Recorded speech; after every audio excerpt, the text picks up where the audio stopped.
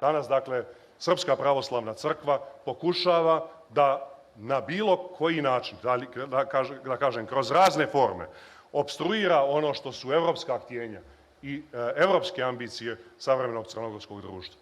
Dakle, želeći da na taj način, pod jedan, čuva svoj vjerski monopol u Crnoj Gori, želeći na taj način opstruira uspostavljanje pravne države i da i dalje nastavi da koristi ono što joj saglasno pravnom sistemu Crne Gore ne pripada.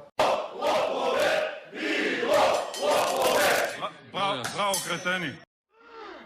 Milor Šiptare, ne da morti svetinje! Milor Šiptare, ne da morti svetinje! Milor Šiptare, ne da morti svetinje! Bravo, kreteni!